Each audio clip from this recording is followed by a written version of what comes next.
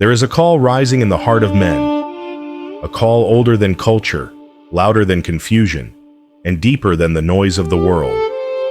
A call to stand, to become.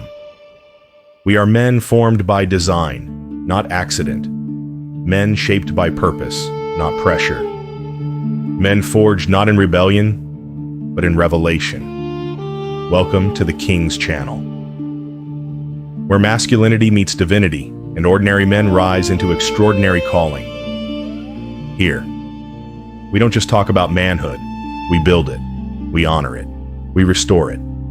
Brothers, welcome home. Every man carries a measure within him, something God placed before time began. Not every man discovers it. Even fewer grow into it, and only a rare brotherhood becomes worthy of it. This measure is not fame, not dominance, not influence.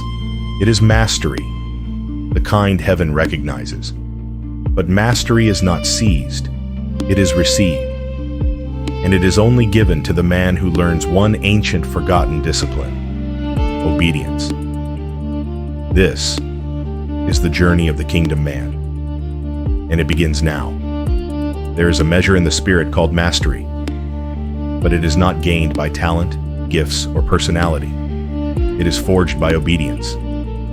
We've been told that men become strong by willpower, by self-made discipline, by grinding. But Scripture tells the truth plainly. Though he were a son, yet learned. He obedience by the things which he suffered. Hebrews 5:8. Christ, perfect, sinless, learned. And what he learned was obedience. This is the unchanging truth. Mastery begins with obedience. Let me speak plainly.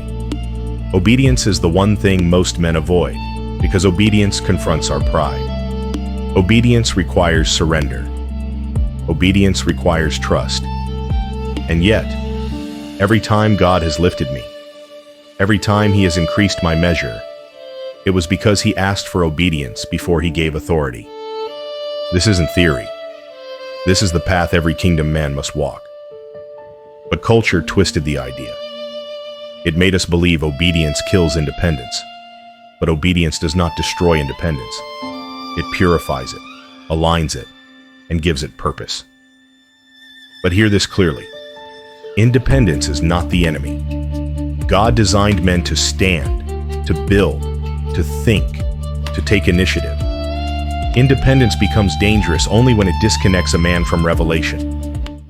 The injustice is that culture taught us to rebel, not to discern.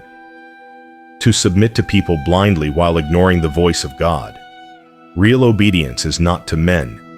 It is to the revelation God entrusts to you. This is the right alignment. A man fully capable, fully independent, yet fully submitted to the voice that forms him. Strip away the performance. Obedience isn't about being perfect. It's not about pleasing people. It's not about appearing holy. Obedience is simple, clean, pure. It is hearing God and responding.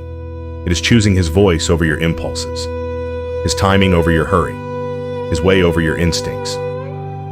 This is holiness not by effort, but by alignment.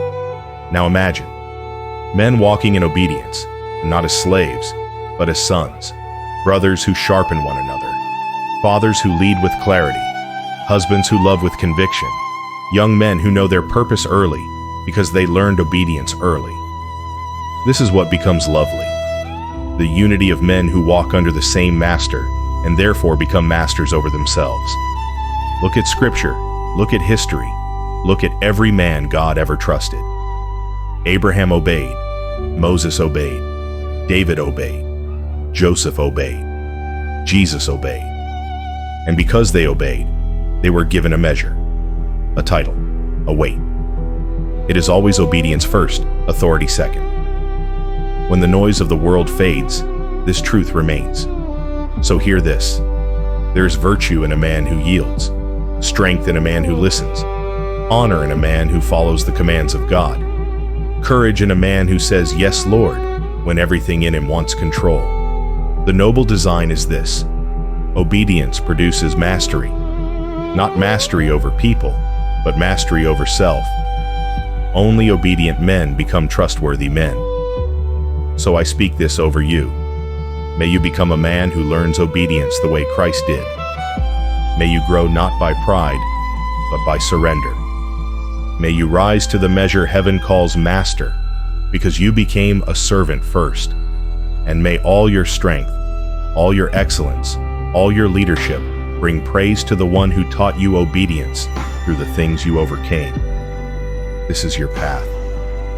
This is your beginning. This is the making of a kingdom man.